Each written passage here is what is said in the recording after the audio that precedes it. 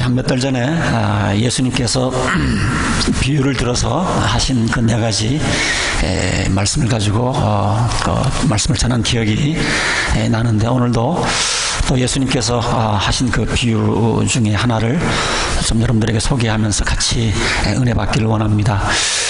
예수님께서 이 땅에 오셔서 많은 그 가르치는 내용들이 많으셨는데, 그 내용들을 다 분석을 해보니까 약 한 3분의 1 정도는 예수님께서 거의 다 비유로 이렇게 말씀을 하셨습니다. 예수님께서 쓰신 독특한 진리를 깨닫게 해주기 위한 좋은 방법으로 예수님께서 쓰신 것이죠.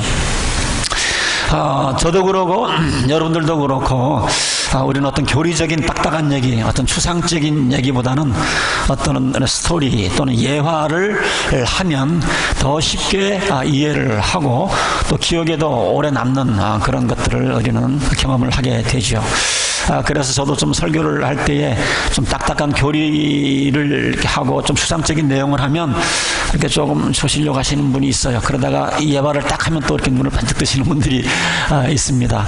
예화가 그만큼, 이 스토리가 그만큼 이렇게 좀 파워풀하기 때문에 예수님도 그 진리를 얘기하실 때에 비유를 통해서 말씀을 전하신 것을 볼 수가 있습니다.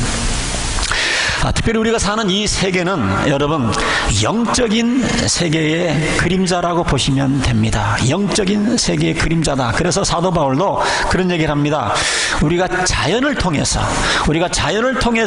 하나님의 지혜와 능력과 신성을 알 수가 있다. 어떤 분들은 그런 질문을 하죠. 복음을 들어보지 못하는 사람들이 죽게 되면 하나님께서 그들을 어떻게 심판하실까? 네.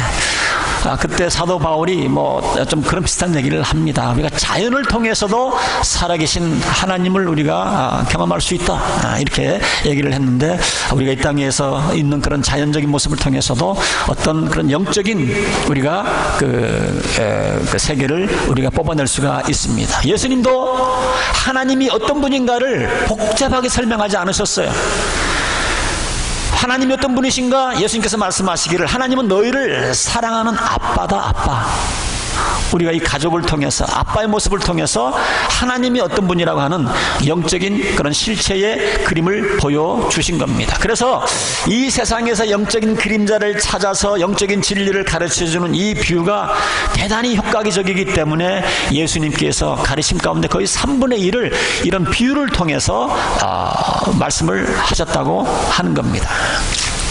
자, 그런데 예수님께서 비유를 쓰신 또 한 가지 이유는 뭐냐면, 진리를 때로는 깨닫지 못하도록 하기 위해서. 여러분들 요한계시록을 보시면, 요한계시록도 요한이 그 서신서를 쓰면서 소아시아 7개의 그 편지를 보낼 때에 그 당시에는 다 검열을 받았습니다.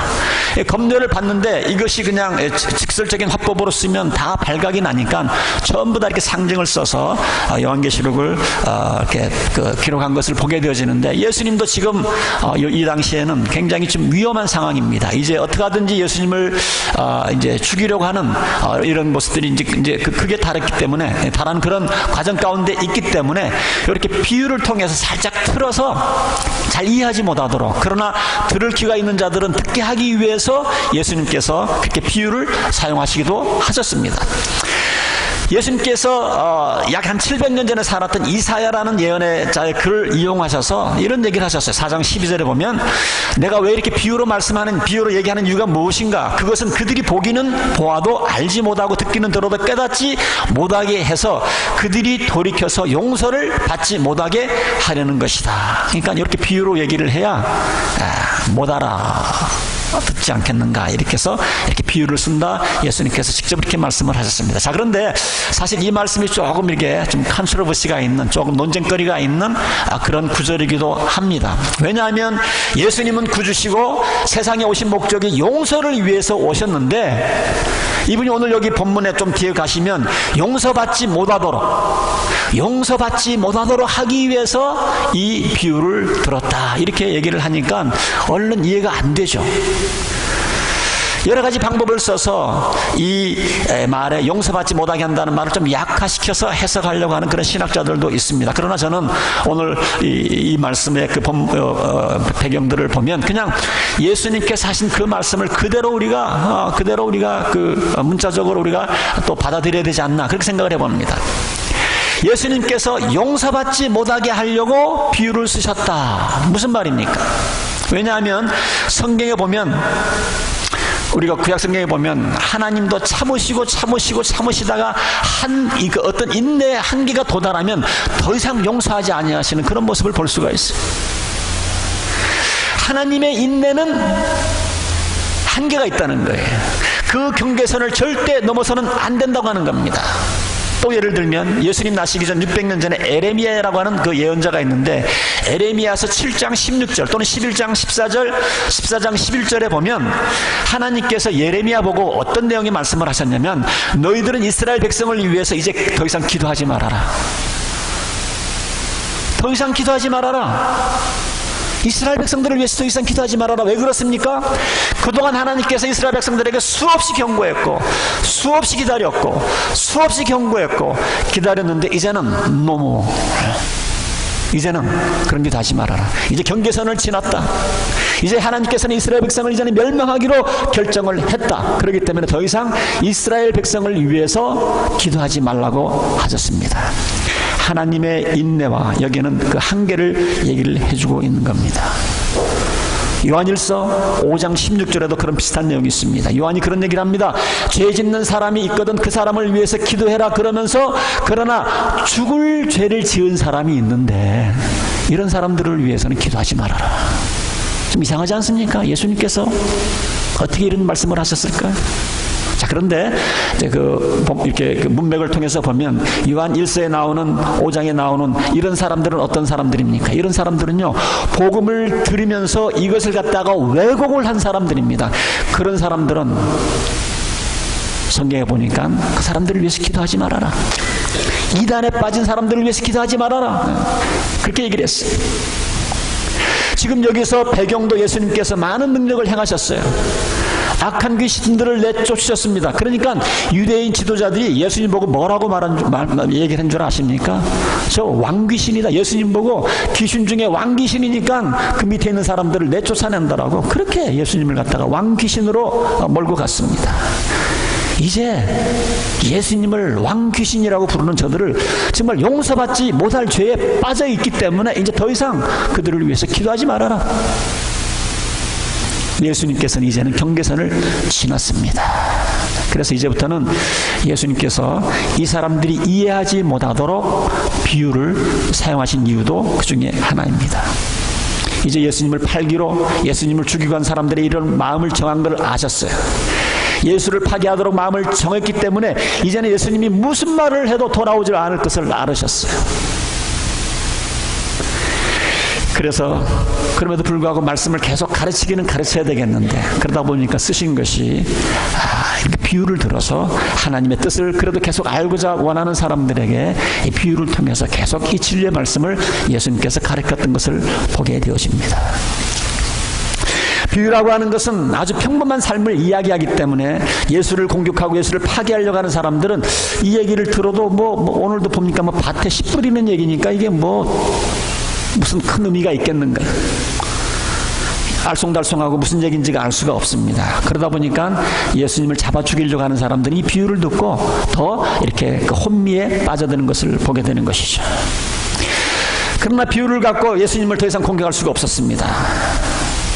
그래서 예수님께서 자기를 반대하는 사람들을 공격도 피하고 또 하나님의 뜻을 알고자 하는 사람들에게는 또 그 뜻을 알기 쉽게 진리를 가르쳐주기 위해서 비유를 사용하신 겁니다.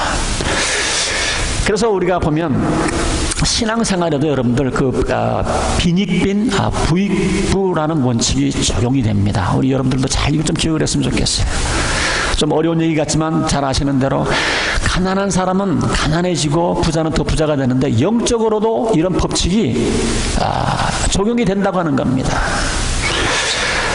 경제적으로 이런 원칙, 지금 한국이나 미국 자본주의 국가에서는 이게 정말 좀 너무 심해도 너무 좀 심하게 지금 그 빈익빈 부익부 현상이 일어나고 있습니다. 자, 그런데 이것이 영적으로 어떻게 적용이 되는가? 마가는 이런 말씀을 기록하고 있지 않지만 마태는 예수님께서 이 비유를 하신 이 사건들을 기록하면서 이런 말을 마태복음 13장 12절에 이런 얘기를 해주고 있어요. 가진 사람, 영적으로 해석하셔야 됩니다. 영적으로 가진 사람은 더 받아서 차고 넘칠 것이고 가지지 못한 사람은 가진 것마저 빼앗기게 될 것이다. 자, 여러분 이게 영적으로 어떻게 적용이 됩니까? 많은 것을 가진 사람은 더 많이 가지게 되고 얼마 안 가진 사람들은 그 가진 것조차도 없어진다는 것이 무슨 말입니까? 이것은 여러분들 우리가 신앙생활하면서 어떤 하나님의 은혜를 깨닫고 하나님이 말씀하시면 그때마다 순종하지 않으면 내가 은혜 받은 것조차도 없어질 수 있다고 하는 그런 경고의 말씀입니다. 경고의 말씀이에요. 하나님의 마음을 알게 되고 소원을 알았으면 내 위치에 맞게, 내 상황에 맞게, 내 믿음 정도에 맞게 순종하고 또 이렇게 나가야 되는데, 하나님께서 하시는 일을 해야 되는데, 계속 미루는 거예요. 에이, 좀 하는 거니까, 하찮은 거니까. 그러다 보니까 있는 것마저 빼앗기게 되면서 더 하나님의 뜻을 찾는데 더 어려움을 겪는 경우가 많이 있습니다. 영적으로도 여러분, 부익부, 빈익빈 원칙이 적용이 됩니다. 여러분들 우리 주위에 보면 주님의 그 교회를 열심히 하시는 분들이 있어요. 근데 우리 교회뿐만이 아니고 큰 교회도 마찬가지예요. 얘기 들어보니까 큰 교회는 더 일하는 사람들이 10%를 넘지 못합니다. 5%도 못 넘긴대. 큰 교회는요. 다 구경꾼들이고. 그러나 좀 작은 교회, 중은 교회들은 그래도 한 50% 이상은 그래도 교회 일에 열심히 내려고 하는 그런 사람들 아닙니까? 그 중에서도 더 열심히 하나님 앞에 쓰임받는 그런 일꾼이 있습니다. 교회 무슨 일이 터지면 우리 성도님들도 그러고 저도 그러고 부탁을 이렇게 쉽게 할 수 있는 사람들이 있어요. 계속 그 사람들의 부탁을 합니다. 왜냐하면 또 그분이 생각이 나니까. 자, 그런데 왜 이렇게 이분들에게 이 주님의 일을 많이 할 수 있는 특권이 계속 이렇게 부여되는 이유가 무엇입니까? 그분들에게 하나님께서 조그만 일을 맡겨주셨어요. 잘 충성스럽게 합니다. 좀 더 큰 일을 맡깁니다. 아무 소리 안 하고 또 일을 또 합니다. 그러니까 계속 하나님께서 더 큰 일 맡기시고 더 큰 일 맡겨주시고 더 큰 하나님의 뜻을 보여주시고 더 큰 일을 하도록 하나님께서 하시는 거거든요. 우리 주위에 보면 이제 뭐예요? 교회 다닌 경력으로 보거나 성경 지식으로 보거나 이제 좀 뭔가 큰 일을 좀 하고 있어야 되는데 하나님의 사역에 있어서 좀 큰 일을 하고 있어야 되는데 그러지 못한 분들이 많이 있어요. 왜 그렇습니까? 하나님께서 조그마한 일에 충성하라고 기회를 주셨을 때에 이거를 그냥 가만 놔두니까 하나님께서 그냥 다른 사람에게 더 일거리를 주시는 겁니다. 하나님께서 조금 주셨을 때에 충성하지 않게 되면 하나님 기다리지 않으세요. 기다릴 만큼 기다리시다가 더 일 잘하는 사람에게 더 큰 상을 받은 사람들에게 안겨주는 것을 보게 됩니다. 영적으로도 부익부 빈익빈의 원칙이 적용이 됩니다. 그렇기 때문에 우리 성도님들은 이런 원칙을 아셔서 이것이 하나님의 뜻이 분명하다 싶으면 순종하시기 바랍니다. 순종하시기 바랍니다. 제가 늘 설교를 끝나고 여러분들에게 기도할 수 있는, 헌신할 수 있는 마음에 이 메이크업 유어 마인드 할 수 있는 그런 시간을 드리는 이유가 예배 끝나고 설교 듣고 나가면 또 잊어버리잖아요. 그래서 제가 자꾸 구체적으로 헌신하고 결심하십시오. 또 헌신하고 결심한 것을 또 구역 모임에 가서 나누십시오. 내가 이렇게 나누면 또 말에 책임이 있기 때문에 그 일을 하게 되는 것 아닙니까? 그러다 보면 더 큰 하나님의 뜻을 알게 되고 또 그거 순종하고 나면 또 더 큰 뜻을 가르쳐 주시고 이런 것들을 보게 되는데 어떤 분들은 여러 번 기회가 왔음에도 불구하고 무시하고 순종하지 아니함으로 말미암아 하나님의 그 축복을 또 하나님께 그 일을 할 수 있는 그런 것들을 다 뺏기는 그런 분들도 보게 됩니다. 자, 이제 예수님께서 하신 이 비유의 내용을 한번 살펴보기를 원합니다. 본문에 보면 예수님께서 굉장히 평범한 비유를 하셨어요. 씨를 뿌리는 사람이 나가서 씨를 뿌렸다는 거예요. 씨를 뿌렸는데 어떤 씨는 사람이 밟고 다녀서 반질반질한, 시골에서 자란 분들은 아실지 모르겠어요. 아스팔트가 아니고 흙길이라도 하도 비가 안 오고 오래 다니면 그게 반질반질만 빛날 정도로 반질반질합니다. 그러니까 거기에 뭐 씨가 떨어지면 내릴 수가 없죠. 자, 어떤 씨는 겉으로 보기에는 흙인 것 같은데 조금만 파보면 돌짝밭이에요. 돌짝밭입니다. 자, 세 번째는 어떤 씨는 가시덤불 속에 떨어졌다고 그랬어요. 그 다음에 네 번째 씨앗은 좋은 땅에 떨어졌다. 자, 그런데 이게 어떻게 됐다는 말입니까? 제가 표준 세번역으로 다시 한번 읽어드립니다. 3절에 보면 잘 들어라. 씨를 뿌리는 사람이 씨를 뿌리러 나갔다. 그가 씨를 뿌리는데 더러는 길가에 떨어진 새들이 와서 그것을 쪼아먹었다. 더러는 흙이 많지 않은 돌밭에 떨어지니 흙이 깊지 않으므로 싹은 곧 나왔는데 해가 뜨자 타버리고 뿌리가 없어서 말라버렸다. 세 번째 씨앗은 가시덤불 속에 떨어졌는데 가시덤불이 자라니까 그 기운을 막아버려서 열매를 맺지 못하도록 한 겁니다. 그런데 더러는 좋은 땅에 떨어져서 싹이 나고 자라서 열매를 맺었다. 그러면서 30배, 60배, 100배 얘기를 하고 있습니다. 어떤 씨는 반질반질한 길에 떨어지니까 뿌리조차 박지 못하고 그냥 새가 와서 쪼아 먹어버렸습니다. 씨앗이 새들의 좋은 먹잇감이니까요. 돌밭에 떨어진 것은 뿌리는 박고 싹은 났어요. 그런데 돌밭이니까 뿌리가 깊이 뻗어지 못하니까 그냥 좀 있다가 말라버립니다. 가시덤불에 떨어진 것도 싹도 내리고 뿌리도 내리고 자라긴 자랐는데 이 가시가 그 기운을 막아가지고 열매를 맺지 못하게 해서 비실비실하게 이렇게 만들어 봅니다. 자, 우리가 그냥 상상해 볼 수가 있습니다. 특별히 한국에서 또는 미국에서 농사를 해보신 분들은 무슨 말인지 어렵지가 않습니다. 자, 그런데 예수님 제자들이 다 주위 사람들이 물러간 다음에 10절에 보니까 예수님께 물었어요. 이 뜻이 무엇입니까? 예수님께서 친절하게 14절부터 가르쳐주고 있습니다. 씨를 뿌리는 사람이 뿌린 씨는 길가에 뿌려진 것이란 뭐냐? 말씀이 뿌려질 때에 그들이 말씀을 듣기는 듣지만 바로 사탄이 와서 그들 속에 뿌려진 그 씨앗을 빼앗아가는 것. 여러분들 우리가 신앙생활하면서 그런 분들이 머리에 그려지는 분들이 있으시죠? 돌밭에 뿌려지는 것들이란 이런 사람들이라 그들은 말씀을 들으면 기쁘게 받아들이긴 하지만 그 속에 뿌리가 없어서 오래가지 못하는 사람들. 부흥에 참석해서 온갖 은혜는 다 받았는데 오래가지 못해요. 이런 사람들이 돌짝밭에 뿌려진 씨앗과도 같습니다. 가시덤불 속에 뿌려진 것들은 어떤 사람들입니까? 말씀을 듣기는 하지만 세상 염려와 재물의 유혹과 그 다음에 다른 어떤 그런 일에 욕심이 들어와서 말씀을 막아서 열매를 맺지 못하게 하는 거라고 하는 겁니다. 자, 여러분 오늘 이 예수님께서 이런 비유를 하신 목적이 있습니다. 목적이 있어요.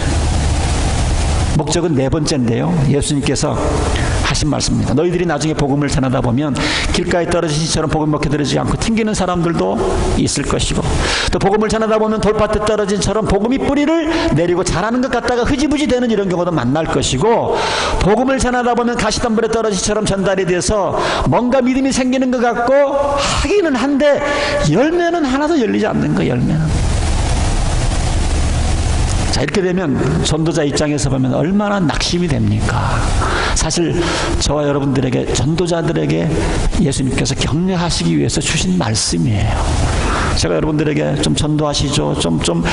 예수 믿지 않는 사람들 좀 모시고 오시죠. 복음을 전해보셨습니까? 평생 동안 여러분들을 통해서 교회에 오신 분들이 몇 분이나 있습니까? 제가 때는 도전도 하고 이렇게 많이 좀 하지만 전도가 어려운 걸 압니다. 전도가 어려운 걸 알아요. 근데 예수님 당시도 이 전도가 어렵다는 것을 아시고 예수님께서 전도하는 사람들에게 낙심하지 말아라. 그런 차원에서 오늘 이 말씀을 하셨다고 저는 생각을 합니다. 그래서 여러분들, 내가 지금 10년을 기다렸는데 20년을 기다렸는데 30년을 기다렸는데 변하지 않는 그런 모습들을 보면서 우리가 낙심하기 쉬운데 오늘 예수님께서 하신 말씀은 낙심하지 말라는 거예요. 낙심하지 말라고 하는 겁니다. 전도를 하다 보면 들과 같은 이런 경우를 만난다는 거예요. 전도를 하다 보면 정말 우리를 무시하고 복음의 복저도 꺼내지 못하게 복음을 탕탕 튕기고 비웃는 사람들이 있어요. 또 전도를 하다 보면 돌박 같은 이런 경우도 만납니다. 어떻게 하든지 교회 왔어요. 복음도 받아들였어요. 예수님 영접도 했습니다. 등록도 했어요. 할렐루야. 그런데 조금 있다 보니까 소식도 없이 사라져 버렸어요. 그런 분들도 있으시죠? 뭐 핍박받은 것도 아니에요. 교회 와가지고 어떤 분들이 말 한마디 한 거 가지고 상처받아서 안 나온대. 교회에서 하는 뭐 형식이 마음에 안 든다고 그럽니다. 목사가, 집사가, 구역장이, 교사가 그 한마디 한 것 가지고 비위가 상해가지고 안 나오는 사람도 의외로 많습니다. 이런 분들은 이그제틀리 씨앗이 돌밭에 떨어진 사람들이에요. 낙심하지 마시기 바랍니다. 예수님 당시나 지금이나 그런 사람들 여전히 있어요. 전도를 하다 보면 가시덤불 같은 이런 케이스도 있습니다. 우리가 열심히 전도해서 교회 나와서 등록도 하고 헌신도 하고 침례도 받고 다 했는데 이제 몇 년쯤 지나면 자기 몫을 좀 해야 되잖아요. 수년이 지났음에도 불구하고 아직도 숟가락을 떠서 입에 넣어줘야 되면 이런 사람들은 가시덤불에 떨어진 씨앗이에요. 아직도 토요일날 전화 걸지 아니하면 주일날 교회 안 나오려고 그러고, 이제 그렇게 신앙생활 했으면 좀 목사를 도와서 같이 사역도 하고 집사님들 도와서 사역도 할 때가 됐는데 그렇게 사정을 해야 됩니까? 저희 교회는 아니지만 가시덤불에 떨어진 씨앗들이에요. 그런데 여러분들 그런 상황을 만날 때에 낙심하지 말라고 예수님께서 오늘 비유로 하신 거예요. 저희 교회는 양호합니다. 정말 감사하고요. 우리의 소망은 뭡니까? 여러분들이 씨를 뿌리다 보면 반드시 좋은 땅에 떨어지게 되어 있습니다. 낙심하지 말라는 거예요. 좋은 땅에 떨어지면요, 로또 하시는 분들 아시면 좋은 땅에 떨어지면 한번 잭팟이 터지면 30배, 60배, 100배. 여러분들이 복음 증거를 위해서, 영혼 구원을 위해서 기도했는데 그 사람이 변화되어서 그 사람이 30배, 60배, 100배 열매를 맺는 사람으로 우리가 또 키울 수 있다는 거예요. 우리 다음 주에 주일날 오후에 우리 신석태 목사님하고 저하고 우리 박상준 전도사님 저에게도 몇 번 오셨어요. 그 사모님하고 오셨는데 그분이 이제 목사 안수를 받게 됩니다.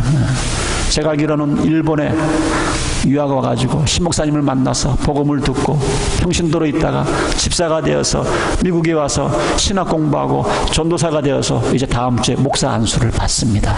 우리 신목사님 잭팟 터뜨린 거예요. 잭팟. 그 사람이 목회자가 되어서 이제 앞으로 30배, 60배, 100배. 근데 우리 신목사님은 진짜 복이 많으세요. 신목사님을 통해서 주의 종이 된 사람들이 여럿이 있습니다. 여럿이 있어요. 그래서 여러분들 실망하지 마세요. 그리고 그 당시 씨를 뿌리는 방법이 우리하고 다릅니다. 우리 한국은 어떻게 씨앗을 뿌리죠? 밭을 다 일구고 난 다음에 씨앗을 뿌리는데 예수님께서 이 비유를 하실 때에 그 유대인들이 팔레스타인 지역에서 그 농사 짓는 방법은 달라요. 일단 씨앗을 뿌리고 난 다음에 그 다음에 밭을 정리를 합니다. 우리랑 다르죠. 그러니까 예수님의 이 원리는 뭡니까? 기회가 되는 대로 말씀을 전하고 기회가 되는 대로 복음을 전하고 기회가 되는 대로 교회 초청을 하라는 거예요. 다 준비가 되고 뭐 한 다음에 셋업된 다음에 하려고 그러지 마시고 기회가 될 때마다 기회가 됐다. 요즘 교회 나가?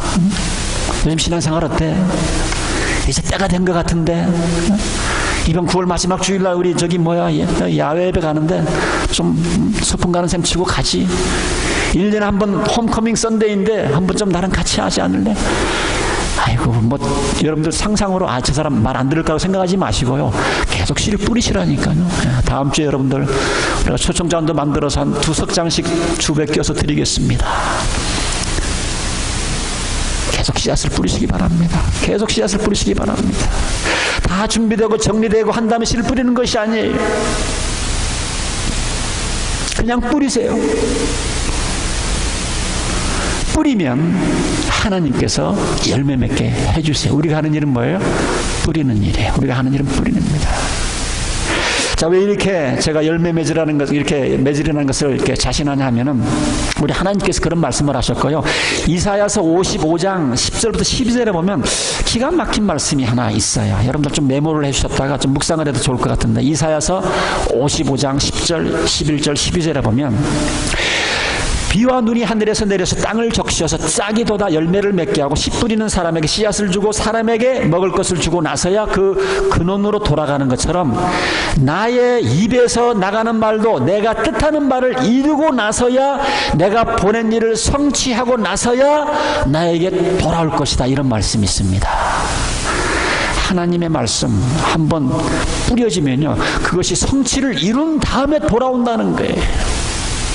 내가 허공에 씨앗을 뿌린 것 같고 내가 정말 전혀 기대하지 않은 가운데서 교회에 한번 나오라고 또 이렇게 권면하고 초청한 것 같지만 그 한마디 한마디가 절대 낭비가 되는 법이 없다는 얘기예요.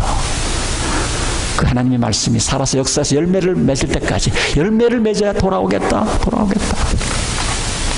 오늘 여러분들에게는 다시 한번 제가 전도에 대한, 영혼 구원에 대한 관심을 갖고 하나님께서 이를 위해서 우리를 부르셨고 하나님께서 이를 위해서 우리가 한 교회의 멤버가 되어가셨다는 사실을 깨닫고 다시 한번 여러분들 영혼 구원에, 전도에 좀 힘을 써주시길 바랍니다. 전도를 하시다가 여러분들의 수고와 땀과 기도가 길가에 떨어진 것 같아도 예수님께서 말씀하시기를 낙심하지 말아라. 가시덤불에 떨어진 것 같아도 낙심하지 말아라. 여러분, 신앙생활에는요, 때로는요, 낭비 같아 보이는 것이 좀 있습니다. 낭비 같아 보이는 것이 있어요. 사람 눈으로 보기에는 낭비 같아 보이지만 그게 낭비가 아닙니다. 어떤 분들은 그래요. 찬양대가 그렇게 한 3분, 4분 찬양하기 위해서 그렇게 몇 시간씩 시간을 내서 시간 없는데, 그건 무식한 소리예요. 하나님을 위해서, 영광을 위해서 준비한 그런 모든 시간은 헛된 시간들이 아닙니다. 그 시간들은 거룩한 낭비예요. 거룩한 낭비입니다. 비웃음 치지 마세요. 인간적인 눈으로 보면 시간이 버려지는 것 같지만 하나님 앞에서는 그 연습하는 그 자체도 하나님께서 기뻐 받으시고 거룩한 낭비로 보는 거예요. 우리 송영관 집사님 부부가 한동안 롯데마트 앞에 나가서 전도를 하셨습니다. 2-3시간씩 토요일마다 나가서 전도를 하셨어요. 비판적인 눈으로 보면 저렇게 해서 과연 몇 사람이나 복음을 받아들일까? 과연 몇 사람이 그 복음지를 읽을까? 그건 여러분들의 생각입니다. 하나님의 방법은 다릅니다. 그냥 시간이 낭비하는 것 같고 왜 그런 것 같지만 그건 우리 인간적인 생각이에요. 사람 눈으로 보기에는 낭비 같아 보이지만 그렇지 않다라는 거예요. 교회 사역도 여러분들 자꾸 인간적인 눈으로 왜 그렇게 하세요? 비효율적입니다. 우리 인간적인 눈으로 보면, 하나님의 눈으로 보면 때로는 하나님께서 이런 거룩한 낭비를 원하실 때가 있어요. 그 중에 하나가 예배입니다. 전도입니다. 선교입니다. 그렇게 많은 돈을 들여서 선교를 가고 그렇게 많은 돈을 들여서 비행기표를, 이번에 또 비행기표를 또 잘못 끊어가지고 2개 끊었어요. 2개. 페널티를 또 내야 돼. 왜 이런 낭비를 하는 것 같지만 낭비가 아니에요. 주님을 위한 낭비는 절대 낭비가 아닙니다. 인간적인 눈으로만 보지 마세요. 믿음 없는 얘기하지 마세요. 그래서 우리가 해야 될 일은 뭐냐면 항상 씨를 뿌리셔서 씨를 뿌리시고 그러다 보면 그 중에 하나 짝밭이 터지면 30배, 60배, 100배 열매를 거둘 수 있는 거거든요. 자, 그 다음에 오늘 이 비유를 통해서 여러분들 다 알 수 있는 거, 왜 이렇게 마음밭이 다를까? 마음밭이 좀 똑같으면 좋을 텐데 궁금하지 않으세요? 왜 이렇게 마음밭이 다릅니까? 어떤 사람은 왜 길가 같은 마음을 가졌고, 어떤 사람은 왜 돌밭 같은 마음을 가졌고, 어떤 사람은 가시덤불 같은 마음을 가졌고, 어떤 사람은 좋은 땅 같은 이런 마음을 가졌는가? 재밌는 거는요, 예수님께서 대답을 안 하셨어요. 좀 찾아보려고 했지만 저는 못 찾겠습니다. 자, 그러나 중요한 것은 예수님의 포인트는 그게 아닌 것 같아요. 너희들이 복음을 전하다 보면 이런 네 종류의 그 마음을 가진 사람은 만날 거다. 그냥 요 얘기만 하셨어요. 더 이상 기획할 필요가 없는 것 같습니다. 자, 다시 한번 길가 같은 마음을 가진 사람은 어떤 사람들입니까? 아예 신앙생활에 관심이 없는 사람들이에요. 정말 마음을 딱 닫아둔 사람들입니다. 돌밭 같은 사람들은 어떤 사람들입니까? 신앙생활에 희생과 수고가 따를 수 있다는 것을 모르시는 분들이에요. 여러분, 신앙생활에 희생과 수고가 따릅니다. 여러분, 신앙생활 그저 먹는 게 아니에요. 수고와 희생이 따릅니다. 학교 다닐 때 학교 축구팀에서 좀 뛰려고 그래도 부모들의 희생과 자신의 희생과 수고가 따라갑니다. 골프 치시는 분들 골프에 그 핸디캡 하나 2점 3점 내리려고 부단히 노력합니다. 탁구에도 레이딩을 좀 올리려고 화요일날 나오고 목요일날 나오고 주일날 치고 집에서도 운동하고 이래야 레이딩이 조금 올라가는 거예요. 그런데 왜 예수님 믿는 것만은 희생과 수고를 안 하려고 그러세요? 왜 예수 믿는 것은 그저 먹으려고 그럽니까? 신앙 그렇게 그냥 다르지 않습니다. 신앙생활하다가 조금만 어려 생기면 그냥 주저앉아 버리고, 자기한테 조금만 손해보는 것 같으면 그냥 거절해 버리고, 그런 마음으로 신앙생활 잘하지 않습니다. 신앙생활에는요, 희생과 수고가 따라요. 희생과 수고가 따라요. 가시덤불 같은 마음을 가지신 분들은 하나님과 세상을 둘 다 섬겨보려고 하는 사람들, 이 세 번째 부류가 참 많은 것 같아요. 특별히 미국의 이민교회, 한국 이민교회에 보면 교회와 앉아있는 분들 가운데, 저희 교회는 그런 분들이 진짜 없지만 이웃교회에 보면 그런 분들이 있다고 그래요. 하나님과 세상을 둘 다 섬겨보려고, 하나님과 세상을 둘 다 섬겨보려고. 이런 사람들은 말씀을 듣기는 하지만 세상의 염려와 재물의 유혹과 그 밖에 자기들의 욕심이 들어와 말씀을 막아서 열매를 맺지 못하게 한다고 그렇습니다. 안 되게 되어 있어요. 두 마음 품으면 안 되게 되어 있습니다. 예수님께서 누차 말씀을 하셨어요. 자, 그러면 어떻게 해야 우리가 우리의 마음밭을 길가도 아니고 돌짝밭도 아니고 가시덤불도 아니고 어떻게 해야 우리가 옥토로 바꿀 수가 있습니까? 여러분, 예수님을 제대로 믿으면요, 건당건당 믿는 게 아니고 예수님을 제대로 믿으면 우리의 마음밭이 다 옥토가 될 수가 있어요. 근데 예수를 제대로 안 믿어서 그래요. 예수를 제대로 안 믿어서 그래요. 예수를. 가치관의 문제도 마찬가지입니다. 우리가 하나님의 뜻이 어떠한지를 분명히 알고 나면은 우왕좌왕할 필요가 없는데, 아직도 예수를 믿은 지 그렇게 오래되었는데도 자녀들 진로 정하고 직장 정할 때 보면 세상 가치관으로 부모들이 권면하고 인도를 합니다. 장로 아들이건 목사 아들이건 목사 자녀들이건 상관이 없어요.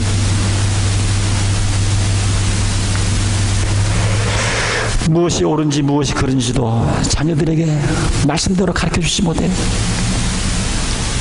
그러나 정말 성령님께서 우리 삶 가운데 역사하시면 정말 우리는 능력 가운데 어떤 초자연적인 능력이 나타나면서 이런 모습으로 우리가 살아갈 수가 있는데, 이 마음이 다 나눠져 있으니까 그런 능력이 나타나지 않는 겁니다. 여러분, 하나님의 자녀가 된다는 것 정말 축복이고요. 하나님의 자녀가 된다고 하는 것은 정말 풍성한 삶이고 푸근한 삶이고, 하나님의 사랑이 얼마나 우리 마음을 따뜻하게 하는지 우리가 실질적으로 우리의 삶 가운데 보여줄 수 있는 부분이 있어야 됩니다. 여러분들 그런 부분들을 보여주고 있으세요? 예수님을 내 인생의 주인으로 모셨을 때에 이분이 내 인생을 체험해 주시기 때문에 그렇게 삶을 사는 것이 얼마나 생산적이고 평안함 가운데 안식 가운데 거할 수 있는지, 이거를 우리가 자녀들에게, 예수 믿지 않는 배우자에게, 예수 믿지 않는 친척들에게, 이웃들에게 보여줄 수 있어야 되는데 그런 삶을 살아가고 있습니까? 사람의 상식으로는 이것이 그렇게 이루어지지 않을 일인데 그 일어나는 일들이 있어야 되죠. 있어야 되죠. 우리를 통해서 내 능력으로 할 수 있는 일 이상의 것들이 이루어지는 것들을 믿지 않는 사람들이 볼 수 있도록 예수를 믿어도 확실하게 믿어야죠. 확실하게 믿어야죠. 복음서를 읽어보면 예수님께서 복에 관한 얘기를 참 많이 하셨습니다. 물론 세상 복하고는 조금 다른 복이지만 또 세상 복하고도 겹치는 부분도 있습니다. 예수님께서 복 주기 위해서 이 땅에 오셨고, 또 우리가 예수님을 만나면 또 이런 복을 받고 삶을 사는 것이 우리의 책임이고, 책임을 넘어서서 우리의 권리입니다. 권리. 여러분들에게 질문 하나 좀 던지기를 원합니다. 여러분, 어떻게 좀 행복하게 삶을 살아가고 계세요? 여러분들 행복하세요? 행복하시면 한번 아멘 해보시기 바랍니다. 행복하세요? 아, 이쪽은 행복한 거예요. 이쪽은 좀 거시기하네. 자, 여러분들 행복하세요?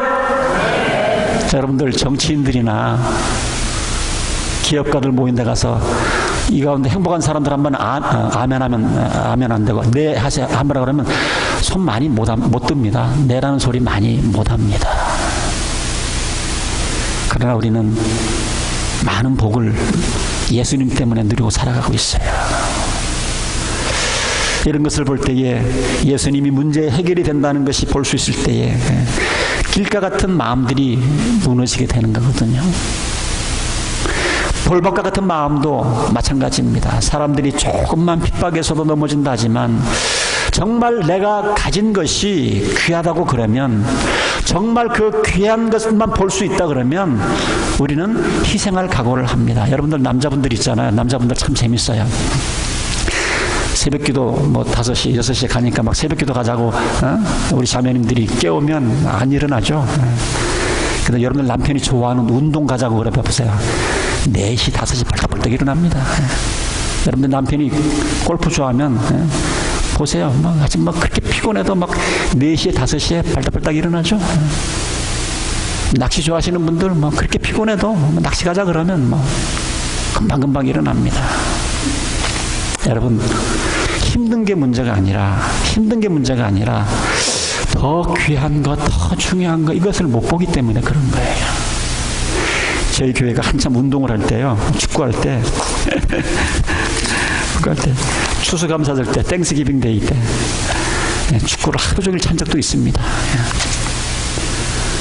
오전에 2시간 차고 또 고기 구워 먹고 오후에 또 차고 그런 적이 있었어요. 지금 그렇게 하나도 이제 못하지만 그런 적이 있었습니다. 이게 좋으니까, 운동하는 게 좋으니까, 축구가 좋으니까. 그러니까 힘든 게 문제가 아니라 우리가 더 귀한 것, 이것을 못 보기 때문에 그렇습니다. 여러분, 복음이라는 것이 얼마나 귀한 거고 복음이라는 것이 얼마나 좋은 거다 하는 것을 알면, 핍박이 와도 어려움이 몰려와도 이것을 알면 얼마든지 이겨낼 수 있잖아요. 감당할 수 있잖아요. 그런데 우리가 이 복음의 진수를 우리가 얼마나 알고 있느냐는 얘기예요. 이 복음의 진수를 모르니까 시험이 오면 그냥 금방금방 넘어지고 금방금방 포기하고 희생과 수고를 하지 않는 이유가 이 복음의 진수를 모르기 때문이 그러진 않습니까?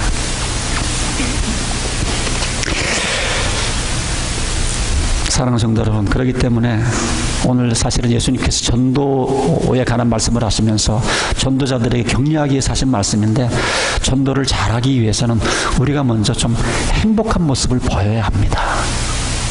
저 사람 가진 것도 없고 배운 것도 없고 내세울 것도 없는데 저렇게 맨날 싱글벙글이야, 저렇게 맨날 행복하지.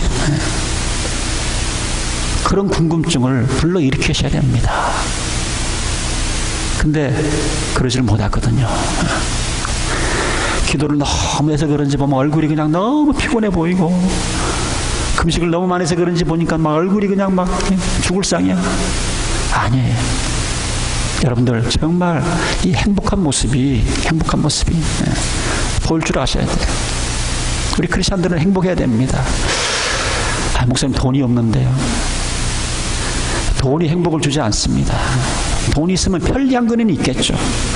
그러나 돈이 행복을 좌우하는 건 아닙니다. 그렇게 따지면 돈 있는 사람 다 행복해야 되잖아요. 모르겠어요. 제가 보는 한국의 좀 돈 많이 번 사람들 가끔 이렇게 신문에 나오고 이렇게 나오는 거 보면요, 얼굴 모습이 참 불쌍해 보여요. 돈은 좀 벌었는지 모르지만 너무 불행해 보여요. 얼굴 모습이. 2017년도 나라별 행복지수를 보니까 한국이 58입니다. 잘 살기로 따지면 한국이 10등 안에, 전 세계 10등 안에 들어가는데, 행복지수가 10등은 안에는 들어가야 되는데 행복지수가 58등이 58등. 태국보다도 대만보다도 부탄인가 나라보다도 한참 뒤에 있어. GNP가 높다고, 돈 많이 번다고 행복하게 하는 건 아닙니다. 돈이 있으면 편리는 하지만 행복해질 수는 없어요. 우리의 행복은 돈이 있건 없건 우리가 마음 먹으면 행복해질 수가 있어요. 행복은 결정입니다. 건강도 마찬가지예요. 여러분들 건강해서 행복하다 그러면 건강한 사람은 다 행복해야 되는데, 깡패들 보니까 건강해 보이더라고요. 근데 하나도 행복하지 않잖아요. 물론 건강하면 편리한 거는 있겠죠. 그러나 건강으로 행복을 좌우하는 건 아닙니다. 어제 제가 잠깐 우리 최호 형제님 좀 신방을 아내랑 갔는데 그 대수술을 받고 집에서 그 회복 중이신데 그냥 뭐 얼굴이 천사 같아. 너무 해피해 보여.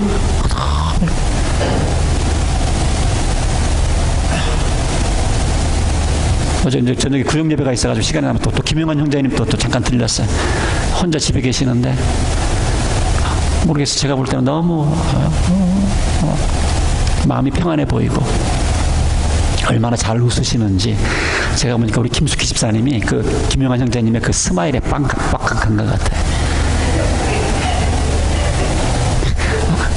편찮으신데도 마음이 평안한 그런 모습. 여러분, 건강으로 행복을 좌우하는 것 아닙니다. 하나님께서 우리 아버지 되시고 예수님께서 우리 주인 되시고 성령께서 우리 안에 계시고 천국을 약속받은 우리들은요, 행복할 조건을 다 갖추고 있는 사람들 아닙니까? 여러분 행복하세요? 행복하기로 결심하셔야 돼요. 정말 전도를 위해서 이를 악물고 행복하기로 여러분들 결심하셔야 됩니다. 행복하지 않으면 행복한 척하라는 얘기는 아니죠. 하나님의 사랑을 깨닫고 복음을 깨닫고 묵상을 해보니까 나처럼 복받은 사람이 없는 거예요. 나처럼 복받은 사람이 없는 거예요. 나처럼 우리 가정처럼 복받은 가정이 없는 거예요. 우리 교회처럼 복받은 교회가 없는 거예요. 너무 감사한 거예요. 말씀을 마칩니다. 여러분, 전도를 위해서라도 행복하기로 결심하셔서 전도를 하다 보면 길가 같은 마음밭, 돌짝 같은 마음밭, 엉겅이 같은 마음밭을 가진 사람들에게 여러분들 궁금증을 일으키시고 그들로 하여금 예수님을 찾게 만들고 예수님을 믿게 만들고, 그래서 우리와 같은 이런 행복한 삶을 살도록 계속 초청하실 수 있는 저와 여러분이 되시기를 주님의 이름으로 축원드립니다. 기도하겠습니다.